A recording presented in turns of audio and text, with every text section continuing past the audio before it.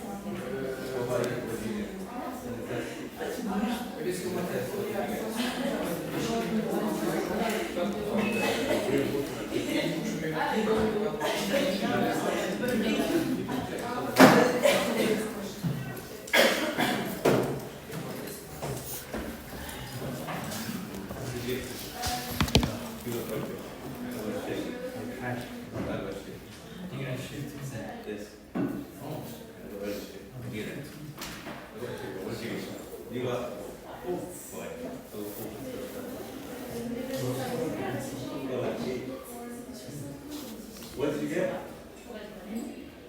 No, what did you get? Yeah, I know you. 6 What did you get? Well, you got higher than me, and I got shit. 4.7. You got higher.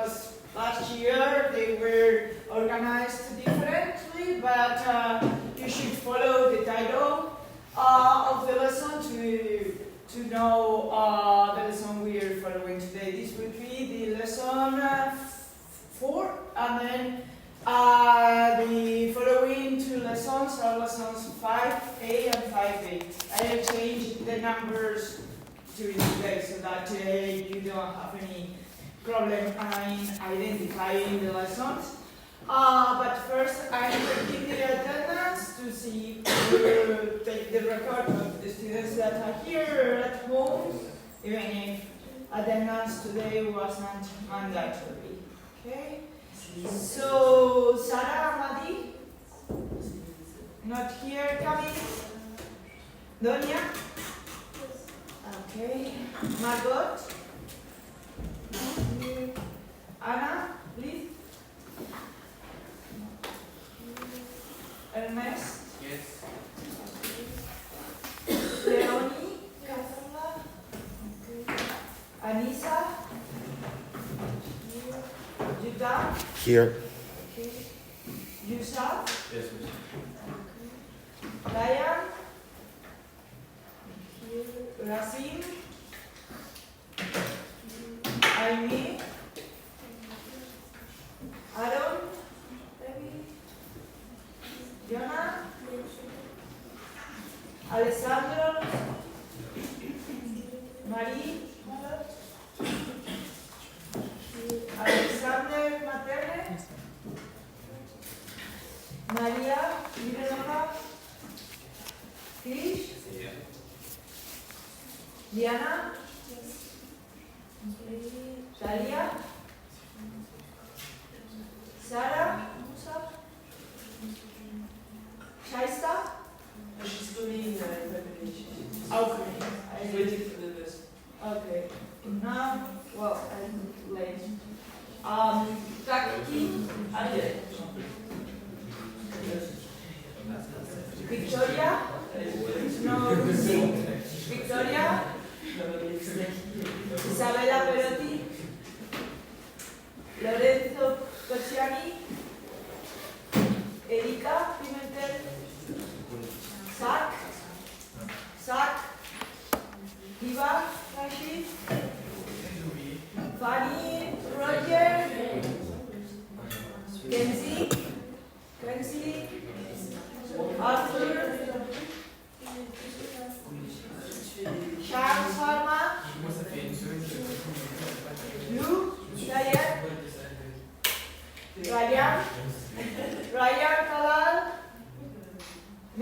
Didier? Yes. And Rena Jung? Okay. Well, yeah, come in. Hi. Let me know your last name. And you too, your last name as well. It starts with C. How are you?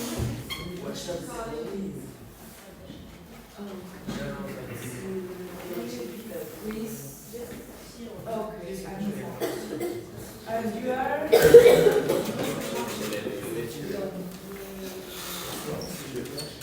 Hi guys. The ones that are late, please let me know your last names. Can you repeat? Blythe, Blythe, Anna. Yeah. There. 这是开完了。First letter. P. P. Zach. Alongside. Okay. Zach. Yeah. And you are? Sean. Sean. Okay. Well, let's start with the first lesson. That is paleontology and dental anthropology. We're going to see. Hi. What's your last name, please? Cristiani. First letter. C. First letter. L. O.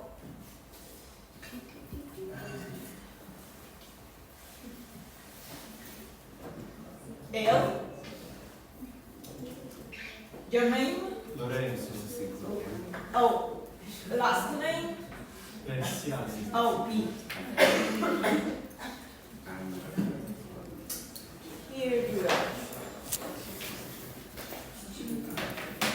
Okay.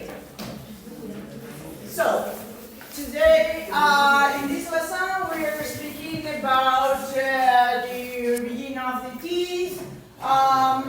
Where we study the ancient remains or archaeologic dental remains, what data we can extract for them.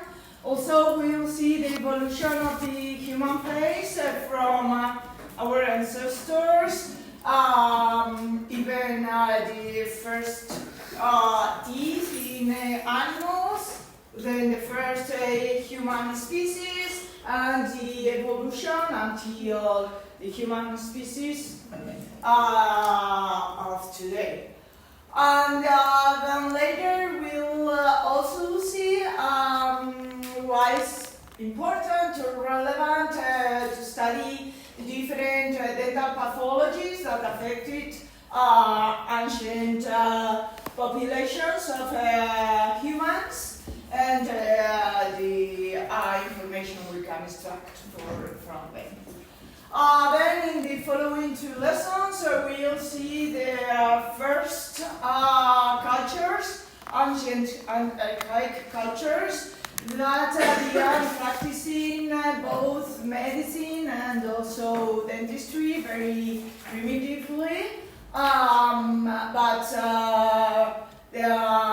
these are the first civilizations or cultures from which we have some kind of written records about their dental practices, the minimum practices they were following. So we'll see all these. As I have just said, this is the lesson 4 in your blackboard or canvas.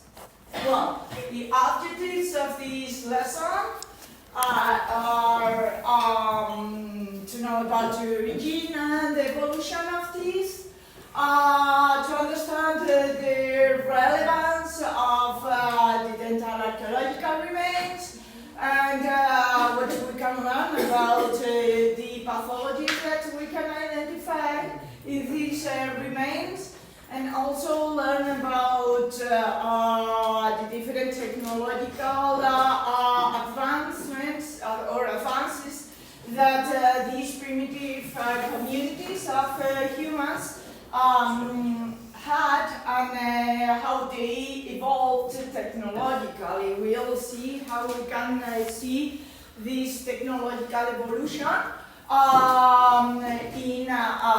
or reflected in their teeth, because we can analyze the pathologies or the dental wear pattern, for example, and see the kind of foods that they were taking, if raw or cooked. So we can extract data about how developed they were, if they were using tools to cook and process their foods, or they were more primitive and they were intaking all their foods raw. We can also learn about their cultural patterns. Some of these primitive cultures or ancient cultures were using different dental interventions, sweet treatments, or as a way to identify different social classes.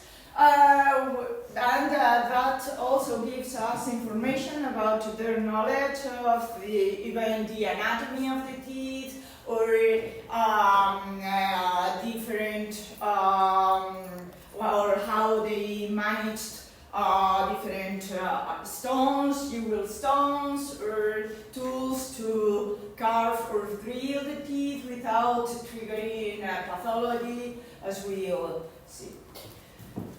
Okay, so first of all, we're starting from the beginning, primitive and prehistoric species. That is studied in the section that we call dental anthropology. So, dental anthropology is the study or the field that studies the anatomical anthropology, the anatomy of the physical remains, and to extract data, as we have said, to learn about their culture, their behavior, their technological development. When we study the pathology, the dental pathology that affected these remains, we can learn what different foods they were intaking, or again their technological development. We said this in the first lesson, the reasons why it's important to study, or we study teeth. First of all, because teeth are the most resistant organs of our body.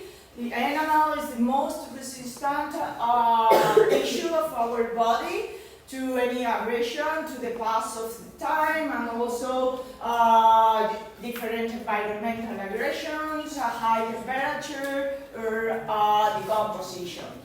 And we can also, or there are characteristics attached to teeth, like that give us information about ethnical groups, or age, or sex, or gender. Okay. Well, this is again, we have said this in the first lesson. Here we repeat it. The problems that we address in dental anthropology. We get information to know about the origin and the evolution of different populations, communities, and information or demographic information.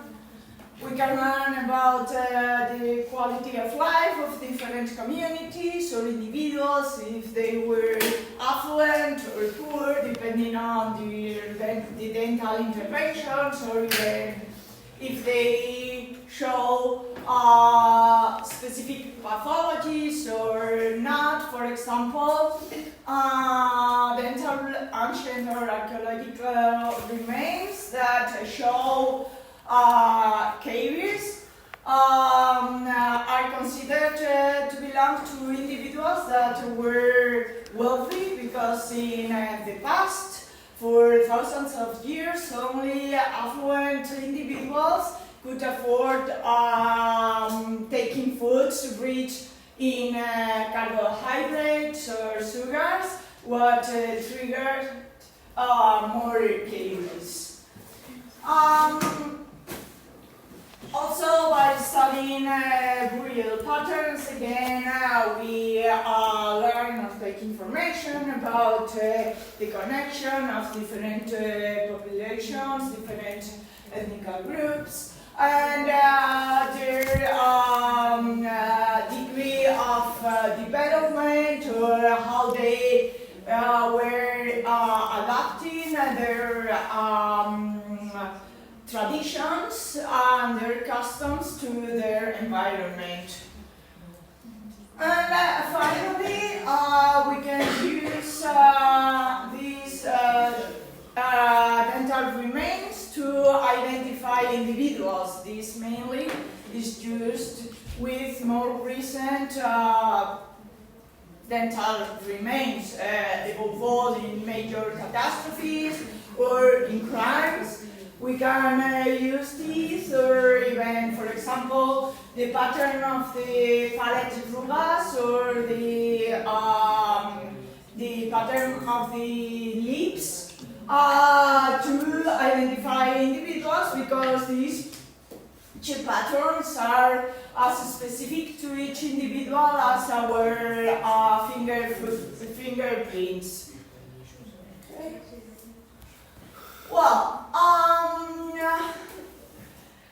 we're going to analyze the evolution of teeth. First of all, we're going to see superficially, more or less, the different theories of evolution of teeth, because the first organisms didn't have any teeth, and we don't really know how teeth appeared in the mouth of the first animals, which were reptiles, then the evolution into the mammals, and then finally the pre-human species until the nowadays or today's human species.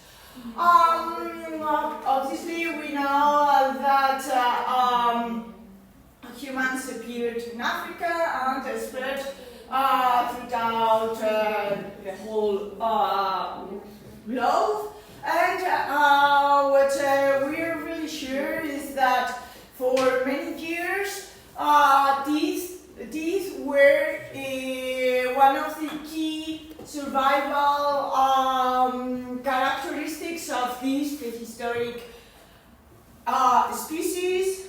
First, animals. For animals, their teeth are a characteristic that is key for their survival. This was also true for the first human species until the development of tools.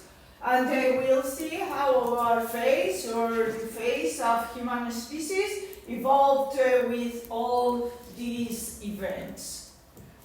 Well, there are two or three structures in organisms that are considered to be the kind of first teeth that are also present in animals nowadays. We have these structures called corneal appendages or corneal teeth that are microscopic epidermal structures with accumulation of keratin. They are present in fish, do and they share the same function as our teeth, but they don't have, or they aren't composed by the same tissues as our teeth. We say that they are analogs to teeth because they are used, these organs are used in the same way as we use our teeth to process food, but they don't have the same kind of tissues. Other kinds of structures that are present in animals are these odontals that are again organs that are present or have a high level of keratinization and work or are used by these animals to process foods, to digest foods. Yeah. Yes, the PowerPoint is on Canva, doesn't have any of the pictures. Yeah, because some pictures are removed from the PDF, so that you only have the text. Okay? How would you be able to get it with the pictures? So that's one point of coming to class, that you don't really need the pictures. That's why some pictures we aren't allowed to upload them in Canvas because of data protection laws and so on. Okay. So these structures are similar to the previous ones, and they are present in more evolved animals. They are again analogs. They have the same function as teeth, but they are composed, or they don't have the same tissue origin. And then we have these other structures that are the placoid scales, mainly present in fish. They have the same kind of, they are composed of the same kind of tissues as our teeth, but so they are composed of some dermal or epidermal tissues, and or they have an inner tissue that is a vascular nucleus, similar to our teeth. The problems that these organs don't have the same function as our teeth. In this case, the placoid scales, or the scales in fish, are mainly protective organs. So there are different theories that try to explain how teeth appeared or ended up in the mouth of the first animal species from fish. Animals evolved to reptiles and then mammals. You don't really have to learn these theories, it's just to illustrate you the different, the two main theories that say that, or try to explain how, or it is believed that these scales migrated from the outside of the body of these animals to the inside of their mouth to form the first teeth. So there is one theory that says that these organs migrated from the outside, as I have said, to the inside, and there is another theory that says the opposite, that some of these scales would be located in the digestive tract of these animals, and these organs migrated to the mouth to help the animal with digestion and processing of their foods. Anyways, we're going to see, and this is more important, the evolution of teeth from the first animals, the reptiles, to the man today. So, reptiles are the animals that first that presented the first kind of teeth similar to our teeth. Okay, here we have a crocodile, and we can see even when their teeth are different in shape and size. The structure is similar. Their teeth have enamel, dentin, a root, and also an inner pulp. These first teeth are called conical teeth because they were conical, and also their dentition was homogeneous. So all teeth were similar. They all had this conical shape. We'll see how the following animal species that were more evolved had more complex teeth. The function of these teeth is mainly hold and then tear apart the food. The next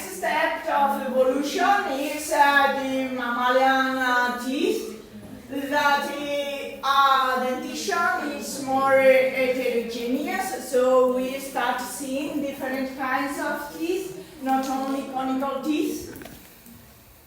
Okay, first mammals had tubercular teeth, so as we have our molars with different cusps, and then our anterior teeth with one cusps, we can say, or no cusps. So these mammals, their teeth evolved into different shapes and more complex shapes to so that these different teeth can have or could have different functions. Posterior teeth were for trituration, anterior teeth for tearing apart foods. And these animals, we started seeing this in these animals sexual dimorphism. This means that female individuals had different sizes of teeth compared to male individuals. Then the first primate species, Presimian species, show quadritubercular dentition. This means their molars had 4 cusps. And these are obviously the first species that have a facial anatomy more or less similar to ours. But their lower facial third was still very prominent. Their canines were very powerful because their teeth were still a survival element for them.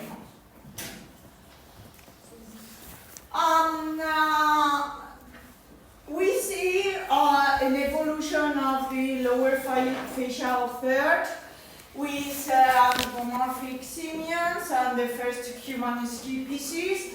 More and more there is an atrophy of our lower facial third.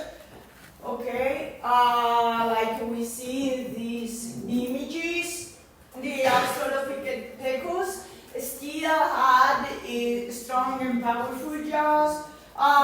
They had shoveling incisors and robust or powerful canines, even when these canines weren't as large as the canines of the pre-human species. Then, with the technological development, with the use of fire and the different stone tools, we see how teeth abandoned or weren't a survival element anymore for these humans, and with that happened an even higher atrophy of the jaws.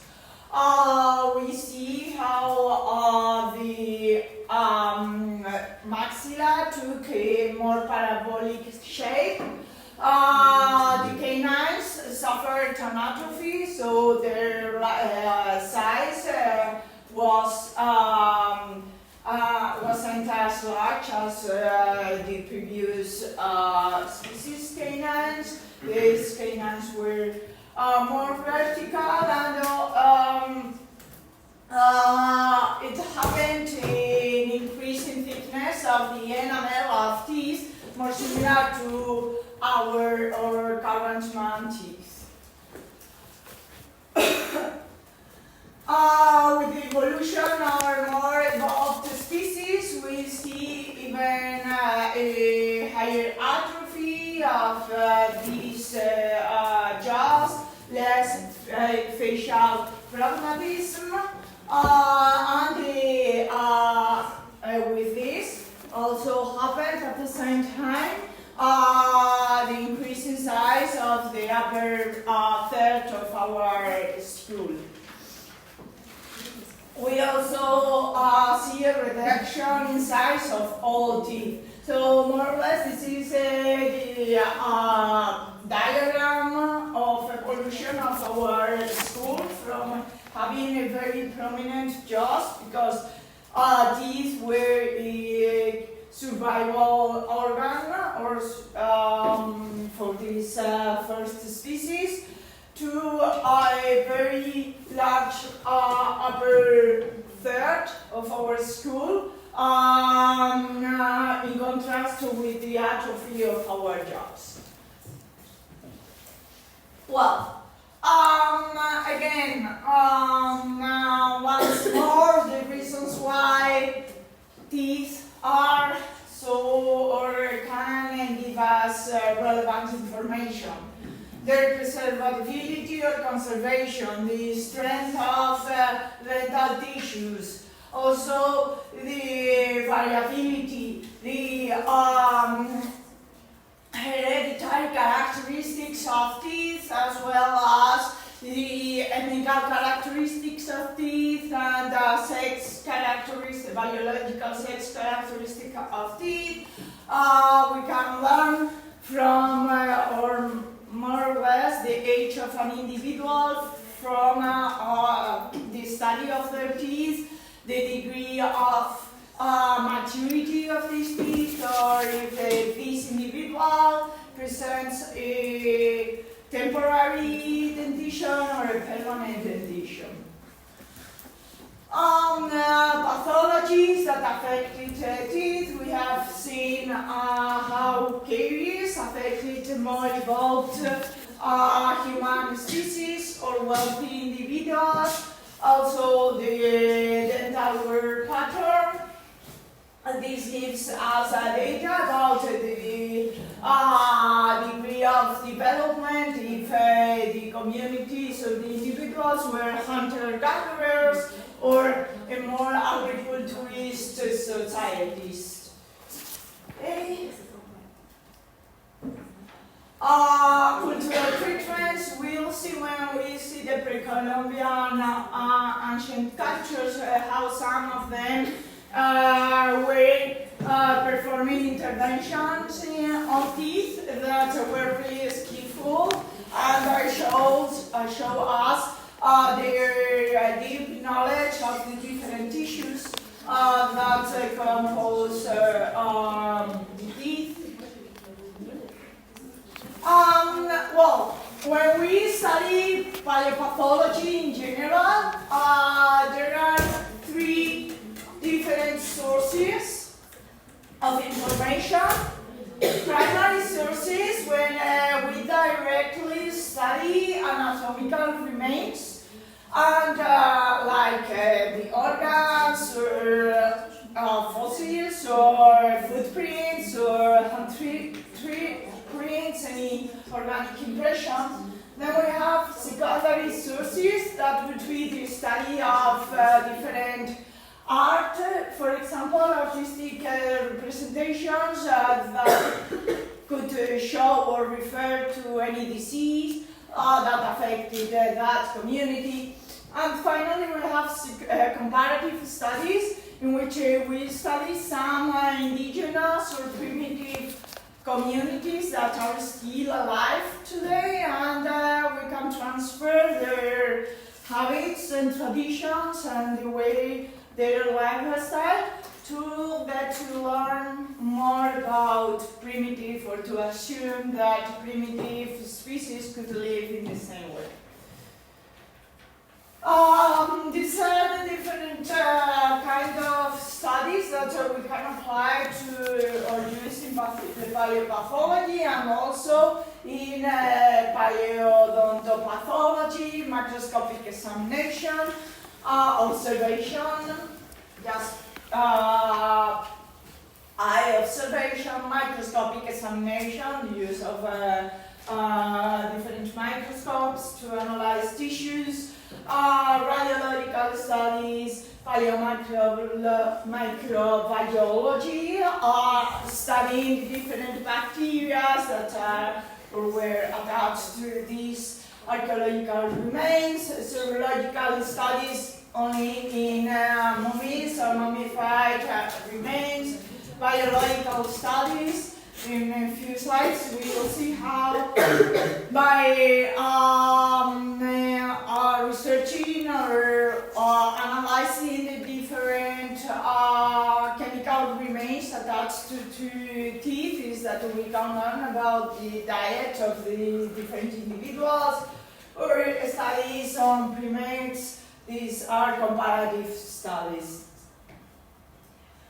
Well, dental paleopathology, the analysis of dental lesions or chemical traces that remain attached to teeth to get information from them.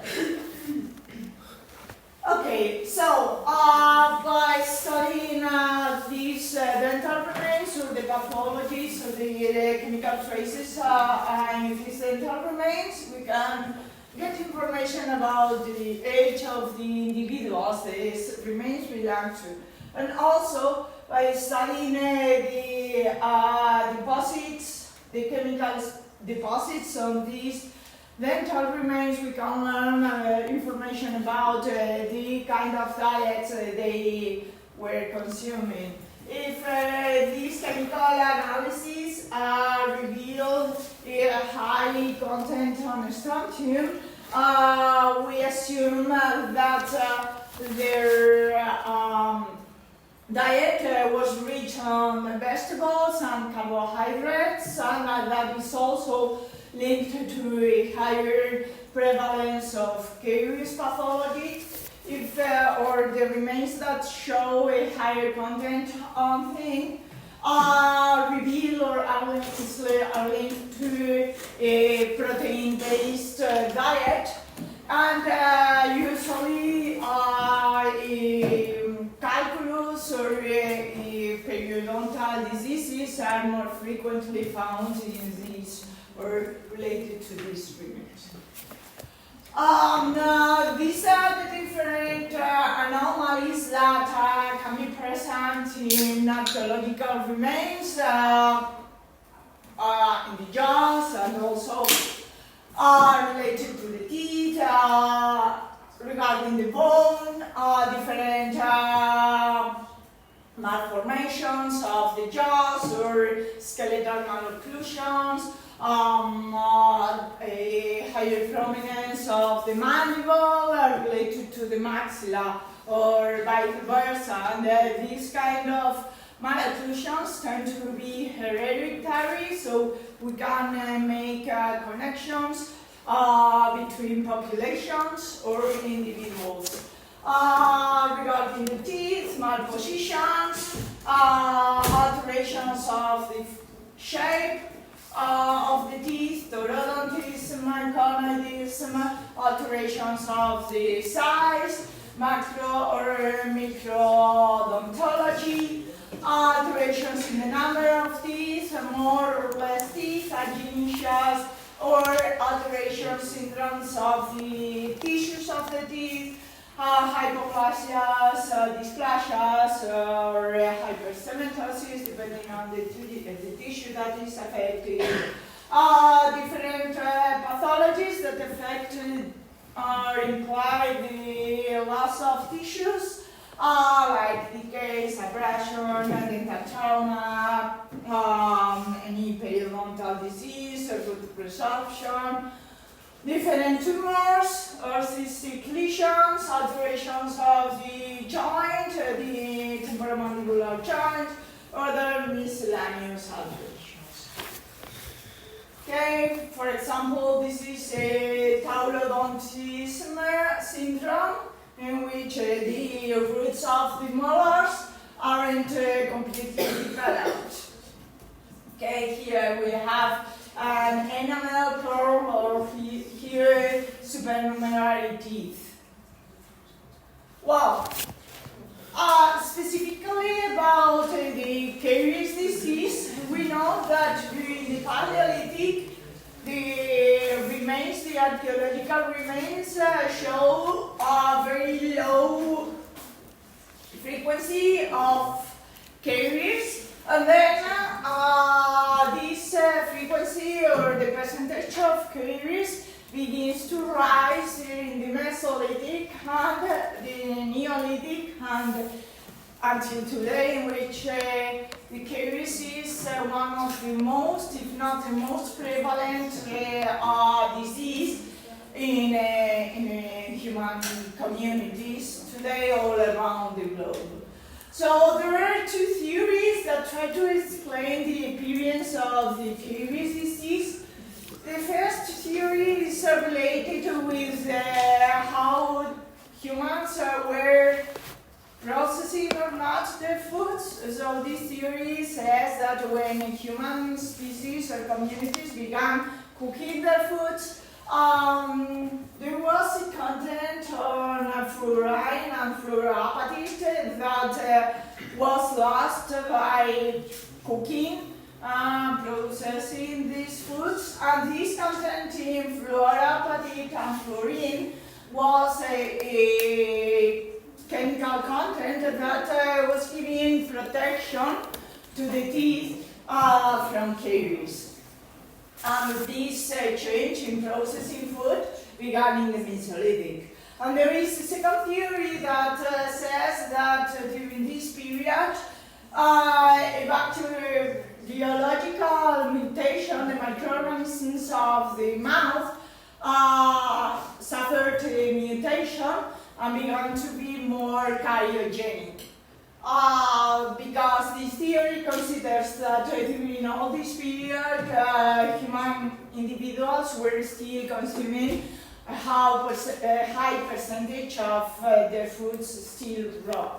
So they consider the microorganisms of the mouth as the cause or the origin of the increase in the rate of caries. The truth is that we don't really know, and maybe both theories combined are the reason why caries began to be more prevalent. And then the other pathology more present in archaeological remains is the dental abrasions or dental wear. That is more prevalent and present in more prehistoric human communities. It is linked with the consumption of more raw and hard food, even foods that were combined with small grains of stones. And that's why in prehistoric but still developed communities, we still see a very high degree of dental abrasion, because when they were cooking and processing their foods, they were using stone tools, and some of these tools were releasing small grains of stone that were mixed with their foods, and these small stones, small grains, would trigger these abrasions. Well, these are the main archaeological spots, places in Spain. You don't have to remember them, it's just for you to have more information about the main deposits, or where we can find the main prehistorical deposits in Spain. La Puerca, and also in Álava, Fuente de Oz, and finally in Mallorca, Silot de Porres. This is mainly information. Okay? Well, we aren't doing this activity anymore, so this is all about this lesson on anthropology and paleopathology. Is there any question? Okay, so let's move on to the first ancient cultures. Okay, the first ancient cultures, or archaic cultures, from which we have the first written records that showed some kind of of medical or dental knowledge, even when this knowledge is very obviously poor to our standards. The most ancient cultures we know are the Babylonians or Sumerians in Mesopotamia, the ancient Hebrew civilization, the Egyptian civilization, and the Phoenicians. We also see in the next lesson the Indian civilization and the Chinese civilization, and then the pre-Columbian civilizations in the Americas. Okay.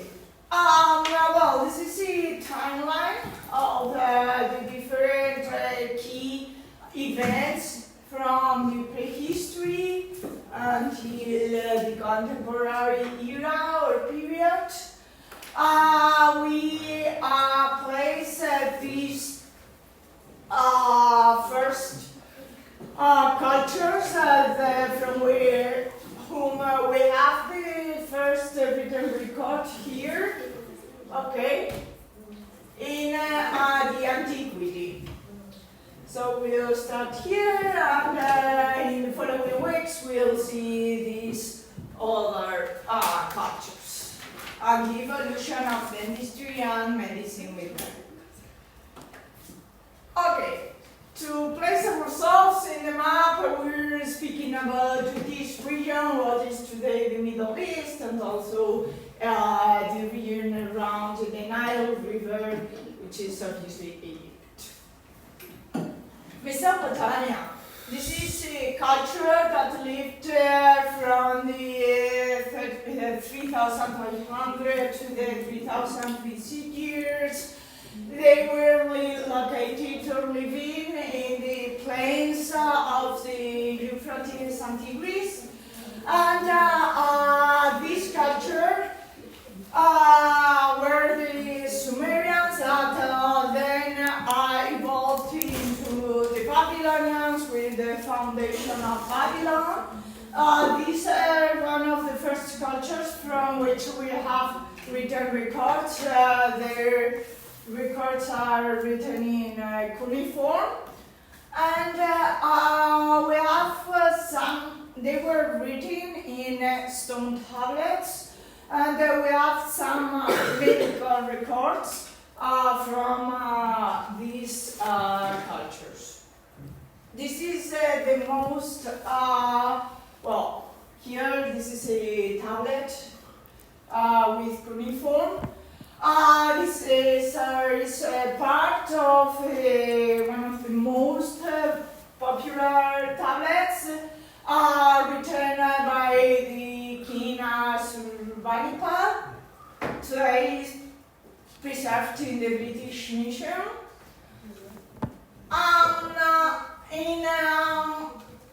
Regarding medicine, this culture was obviously performing a very rudimentary medicine approach or medical approach. They had magical beliefs when we were seeing the characteristics of the different medicines. We saw that we have this magical medicine or magical beliefs. We cannot consider it medicine, but I don't know, to organize the kinds of medical interventions better, we call it magical medicine. Their belief in medicine was strongly linked with the deities, and they were diagnosing diseases by questioning the patient and also by divination. They had strong traits of all of these magical medicines we saw last week. The treatments, again, the same as magical medicines with ceremonies, rituals, exorcisms. We have seen in this records, written records, descriptions of minor interventions, surgical interventions, and that gives us an idea of some kind of empirical medicine that could be practiced during this era. But above all, they were practicing this magical religious medicine with the combination of this empirical interventions.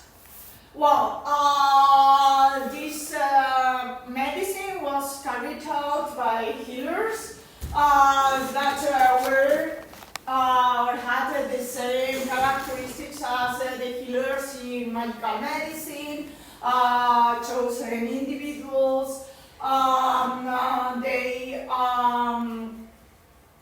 There were different kinds of healers.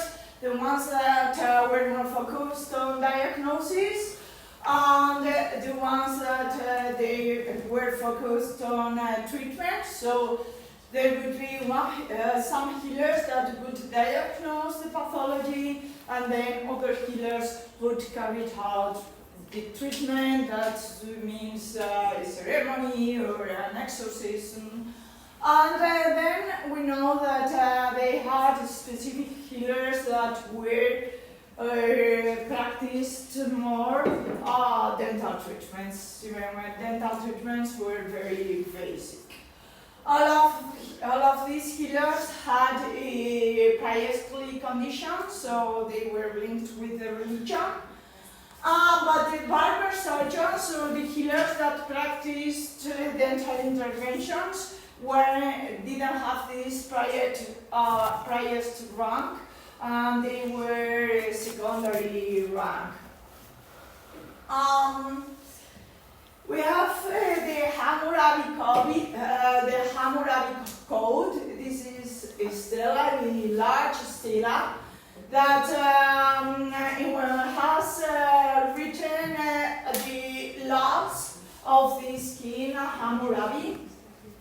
And it has some mentions, some references to medicine. In these few written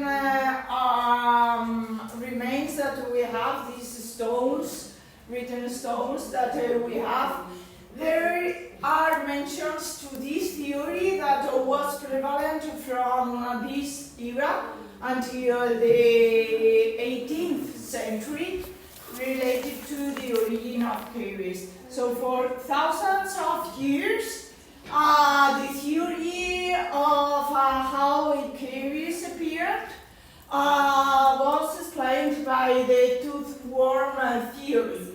And this theory basically said that the caries was developed by the appearance of some worms. That's why it is called toothworm theory. Some worms that were usually inoculated in the teeth by different gods or deities or spirits, and again often related to any misbehavior or the animal practice the person did. And to cure the decays, they had to kill these worms. So this belief was really prevalent, as we'll see, during all periods of history, again until the scientific revolution, thousands of years. Okay, the ancient Hebrew civilization, this culture, migrated from Mesopotamia, from Babylon to Egypt, and then they went back to the Mesopotamia region again. So they had influences from the Mesopotamic cultures and also the Egyptian cultures. They moved around these two cultures. Their medical beliefs were strongly related with their religions. their holy books.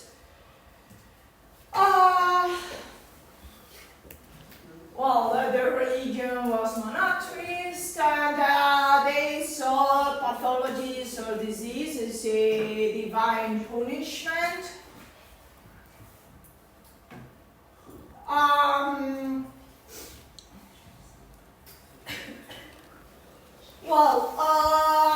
One important feature or characteristic of this culture is that because they received influences from these two cultures, and the Egyptians were also in contact with the first cultures, Greek cultures. They also assimilated some of the classic, what we call classic Greek knowledge.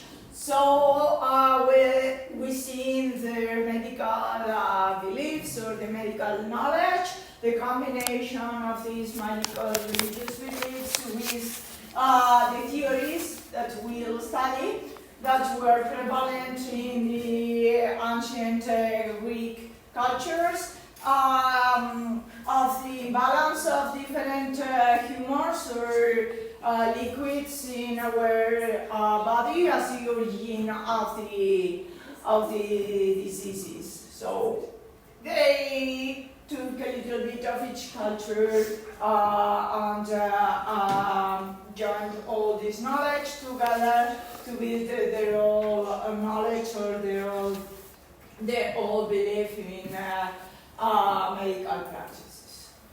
In therapeutics and dentistry, they gave high relevance to preserving their teeth. We also see this relevance, this importance of tooth health in other cultures like the ancient Arab cultures. There were some remedies or some recommendations like not consuming high amounts of vinegar, but they were also intaking vinegar when they had some diseases of the gums. They were recommending the use of acidic fruits to relieve toothaches, and this is also common in all ancient cultures, the fear of tooth extraction. We'll see how throughout the whole history of ancient or classic culture, even during the Middle Ages, this fear to tooth extraction was prevalent. Again, there weren't antibiotics, so it makes sense that they didn't want to remove any tooth, then because they could have the popular knowledge from experience that tooth extraction could trigger an infection that could end up in a systemic infection. They didn't have, for some of these cultures, didn't have a high degree of hygiene, so infections of the alveolus could be really common. We see some interventions, prosthetic interventions in the Hebrew civilization, but only in women. And then the Egyptians, we have some written records in different papyrus that are an important source of information from their medical practices. We know that the Egyptians had kind of developed knowledge in medicine. These are the most important or popular papyrus, the Ebers papyrus, that has more content in medicine, general medicine, remedies, diseases, description of diseases, And then the Edwin Smith papyrus that has more content in surgical interventions, descriptions of surgical techniques to perform these surgeries. We know that they had a deep knowledge in medicine because these papyrus both contain descriptions, more or less accurate, of different diseases, their origin, the different symptoms the patient had, as well as different anatomical observations. Some of obviously, as all ancient cultures, the Egyptians also linked their medical knowledge with the divinities. The healers were priests, and they had physicians or medical practitioners that were specialized on different fields that we could call today specialties. Okay, in dentistry specifically, this is in Spanish. Okay, I have to change this. Anyways, they had, these papyrus had, I'll change this to English, they had the description of different dental diseases, as well as pharmacology treatments to toothaches. They have descriptions of drainages from abscesses, and they also described techniques to treat different mandible fractures or different traumas. We have access to their interventions also by the studying of their mummified body remains. And we have found some prosthetic interventions, fixed bridges built by this civilization. Like, for example, this is a bridge made of different teeth and using a gold wire that was found in Egyptian archaeological spot. This is a verse papyri, one of the most popular papyri, in which we find references to dental pathologies like gingivitis, attrition, or toothache. And here we have the Edwin Smith papyrus, in which we find the descriptions of different surgical interventions. And also specifically in dentistry, interventions to solve jaw dislocations or to solve mandibular fractures. Finally, the Phoenicians that developed and built a kind of advanced dental prosthetics for their time, mainly using or holding together teeth with gold wires. Okay, here, I don't know if you can see it very well, but here we have a bridge prosthetic built by teeth, probably from other person or a body remain, held together with a wire, and we assume that this was built because the person suffered a dental loss, the result of a periodontitis, advanced periodontitis.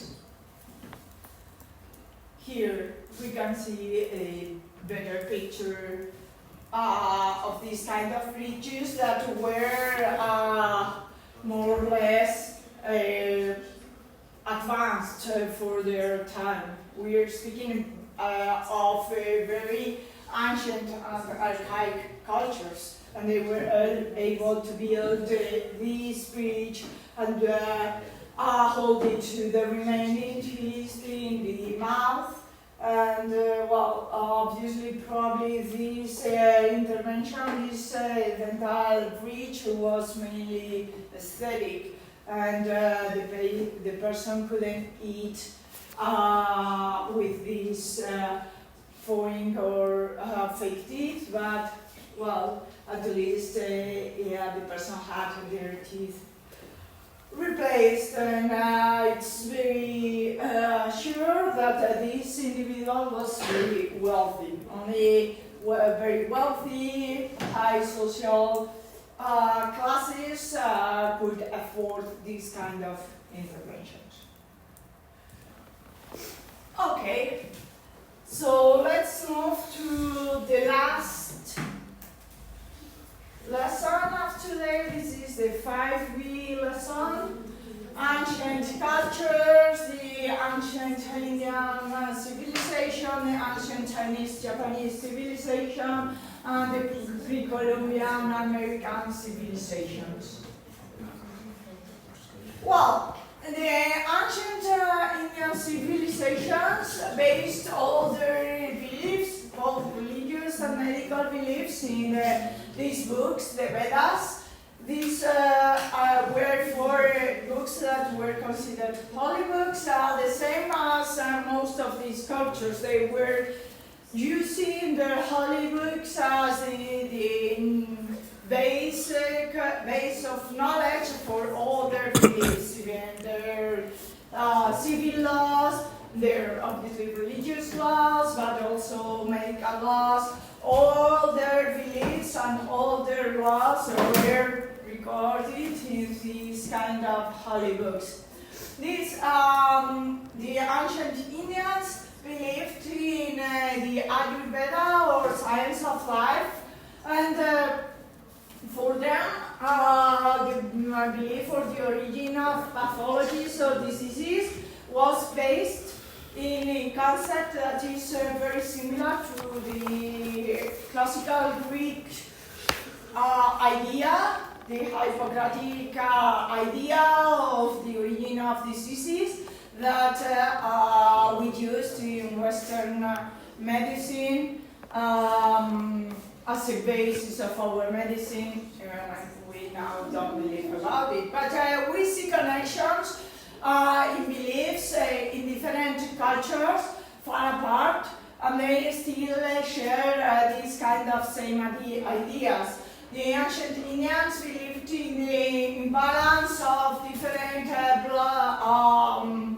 body fluids as the origin of their diseases. This is the same as the Hippocratic medicine that believed that the imbalance of the humors in the body was the origin of the pathologies. There are some descriptions of surgical interventions, but above all, in the beginning or the first written records of this civilization, then with the Buddhist religion and the Buddhist prohibitions, these surgical interventions were banned from being practiced. This is similar for Arab ancient Arab cultures and other cultures. Well, specifically in dentistry, the few interventions or surgical interventions that were practiced were done by surgeons. There was a strong belief in the concept of bad blood. This is another common idea that was prevalent from the antiquity, again until the 16th, 17th, 8th centuries, the scientific revolution. So for thousands of years, people or medical practitioners believed in the idea that by practicing bloodletting with leeches or by other procedures, like in this picture, by draining the blood of the patient, they would purify the blood. Obviously, this was for us a terrible intervention, and this intervention, the bloodletting, could have triggered the death of many patients. But the same as with the tooth wound theory in dentistry, that was what they believed. There are descriptions, and this is kind of relevant, that they described the wisdom tooth and some interventions to drain abscesses or to cure tumors in the gums by the use of either excision or cauterization. There are descriptions of the same as with the Egyptians of how to treat mandible bone fractures, and also how to reduce the dislocation of the jaw. They, as all cultures, believed in the tooth-worm theory, this theory that said that the case was triggered by the existence of worms inside of teeth. They were using different potions to try to cure the dental pain.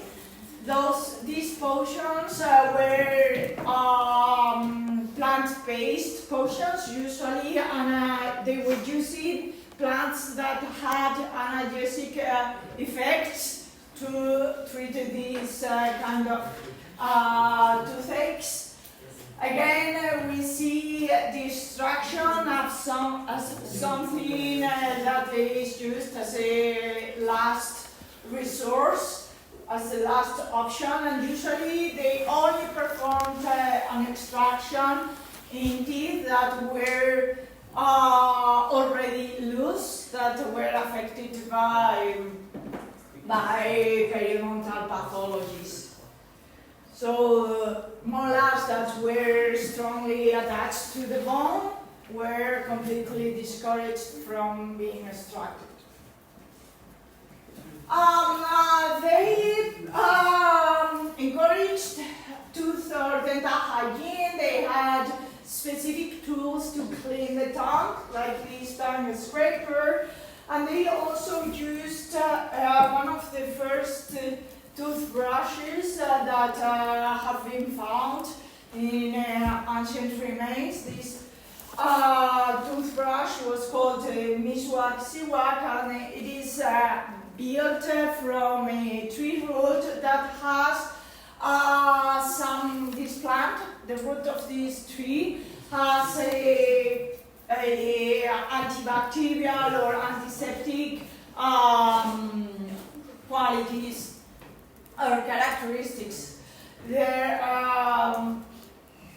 They were also using this kind of tools to remove the calculus. So they had a kind of knowledge in the relevance of preserve the mouth from having calculus and the implications of following a good dental hygiene. This is a picture of this primitive toothbrush.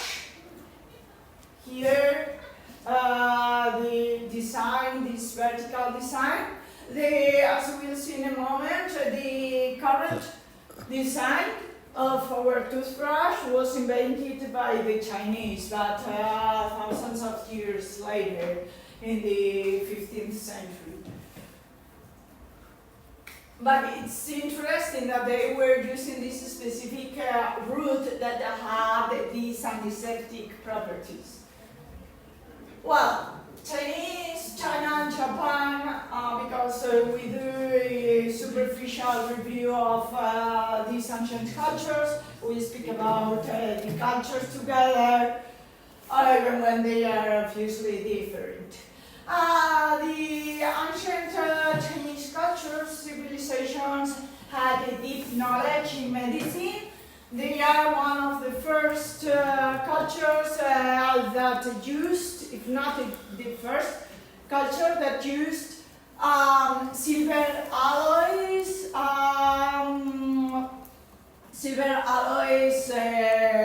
materials. You know that this is the basic component of amalgam. Amalgam is a material that nowadays is mostly in disuse, but has been used for hundreds and thousands of years as a material to build restorations, tooth restorations. The Chinese were the first to use these silver alloys. Silver alloy materials to carry out tooth dental restorations. They were also using this substance, the arsenic. This substance is a caustic substance, but it is also a kind of analgesic substance when applied to deep caries because of its caustic effect or power. When applied to the pulp or to the nerve, it causes the death of the pulp. So if someone is having a severe toothache, when they were applying this substance, the arsenic, they were causing the death of the nerve, and with that, the end of the toothache. And again, this substance, the arsenic or arsenic oxide, was used until even the beginning of the 20th century for or by many dentists to treat dental pain. Until the development of the anesthesia, this was the main substance that was first used by the Chinese. They have written records describing how to treat abscesses or drain abscesses of the gums.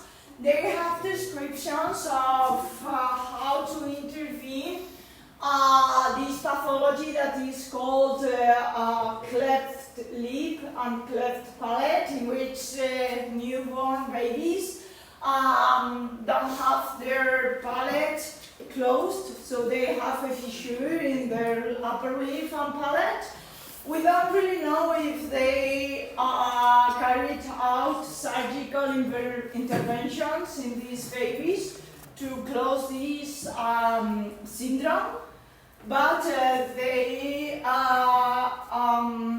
had at least the description of how to carry out this surgical intervention that is key for the survival of these babies.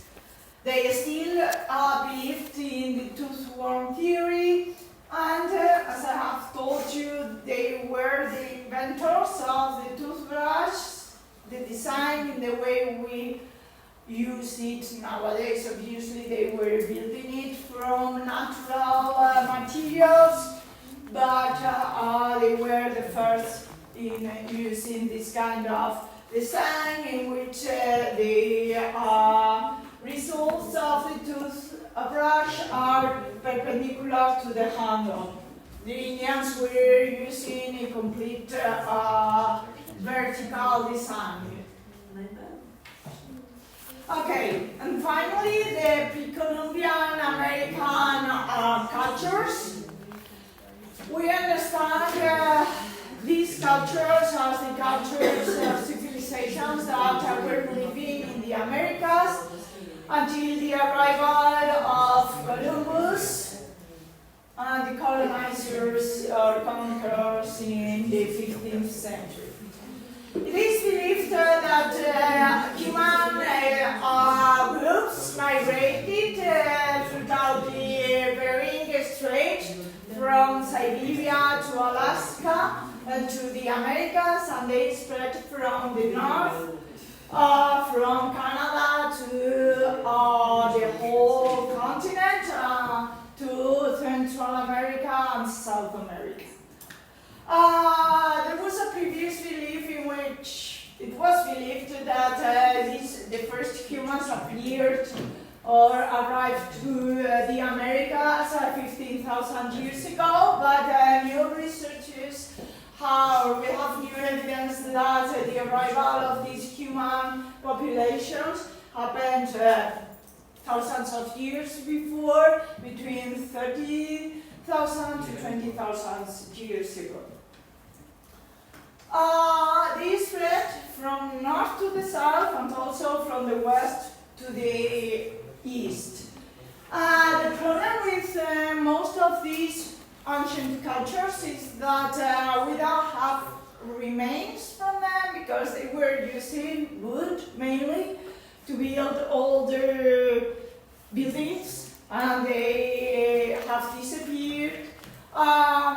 So the few cultures we have remains are the cultures that were building some structures in stone, and also that were still living in different locations when the Spanish conquistadors arrived. So we're mainly speaking about these cultures: the Aztecs, the Mayas, and the Incas.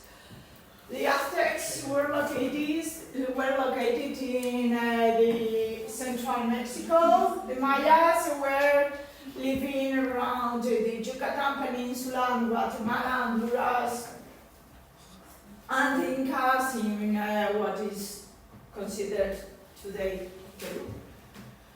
The Andes Mountains.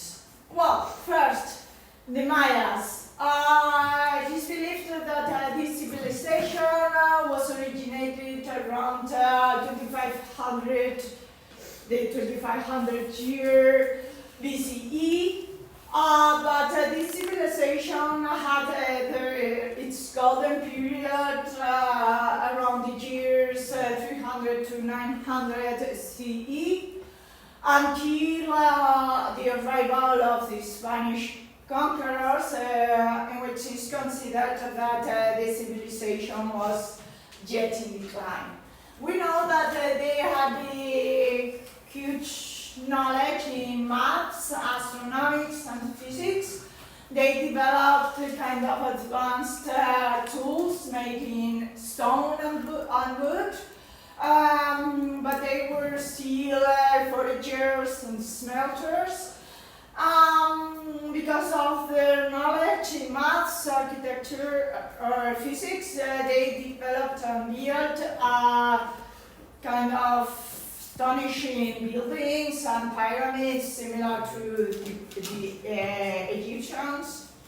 They had, or you know that they had religious buildings, public buildings. They had a written language, not only spoken language, but we have lost all written records because when the Spanish arrived to this area, they considered these books as pagan, and they burned absolutely all these written records, so we don't have any, which is very sad. There are some written records on stone and using hieroglyphics that we have used to know about their traditions and their culture. And we have used also the remains, the dental remains that we have found later in archaeological spots to learn more about their culture. So, specifically in dentistry, we have found these kind of interventions that are considered to be beauty and social class interventions. The incrustations and also these drillings or carvings on the teeth. The researchers consider that these interventions were made to show a high social class and also to show beauty. By studying some indigenous groups that are still alive today, we know that also these interventions were made to show the strength of warriors or men when they were reaching the adulthood, and they were linked to their ability to endure pain. But what is kind of relevant or surprising is that when we study these interventions, we see that they are only made on the layer of enamel. They weren't reaching the dentin, and that gives us an idea of their deep knowledge in dental anatomy. They knew that if they reached the dentinal tissues, the deep dentin, they would cause an aggression to the nerve of the tooth. Probably they didn't know there was a nerve there, but they would trigger a huge pain. So all these interventions, both the drillings and also the inlays, are done by carving the teeth until the superficial layer of the dentin. They never go beyond. The inlays, they were used in different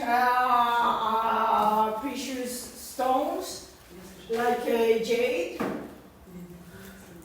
And they were using a kind of cement that we still don't know its composition, but was so strong, this cement, that has endured the pass of time until today.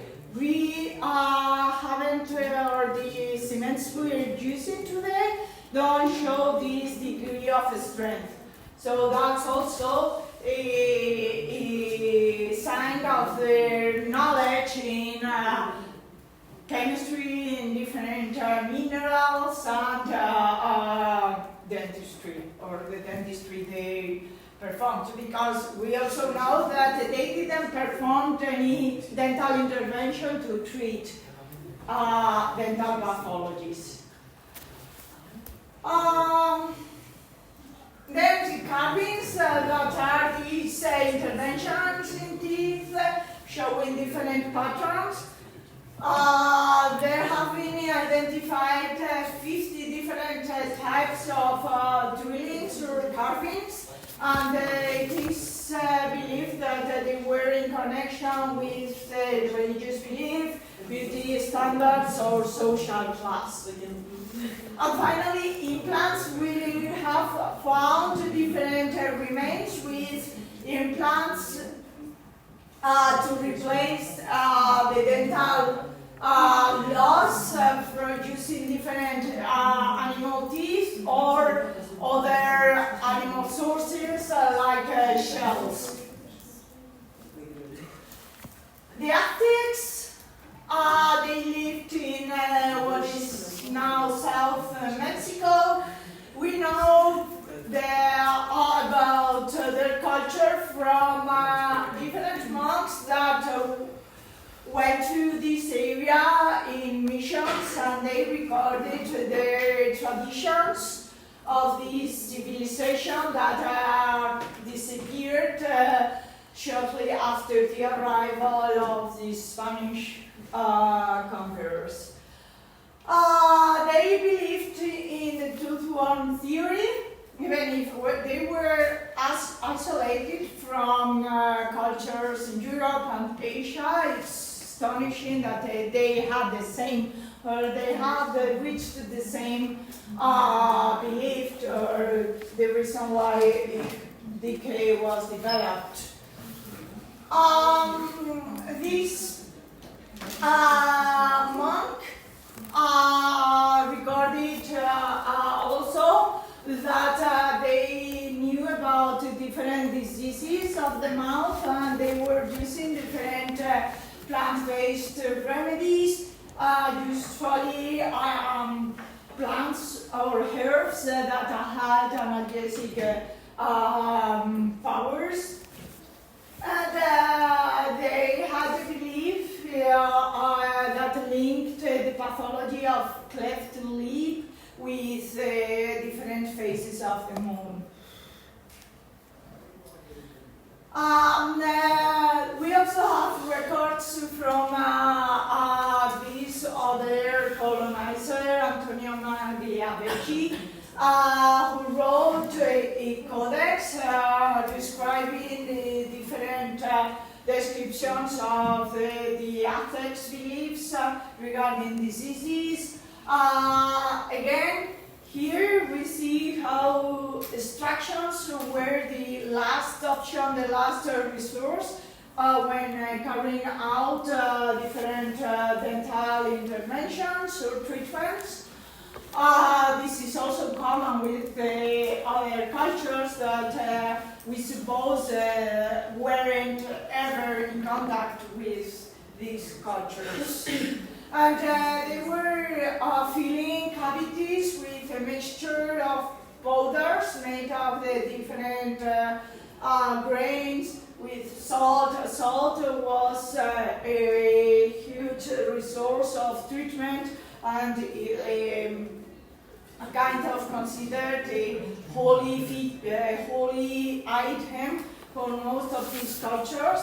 Again, salt has antiseptic characteristics, so even when their practices were very rudimentary, their practices show a high degree of observation from these cultures. And finally, the Incas that were located in the Peruvian highlands. Again, they were destroyed by Spanish colonizers when they arrived, and other colonizers are recorded different traditions of these cultures before their extinction, so that we can get the knowledge of them from these colonizers. The Incas, in contrast with the Mayas, they didn't carry out any beauty intervention on teeth, but they carried out dental intervention to treat pathologies.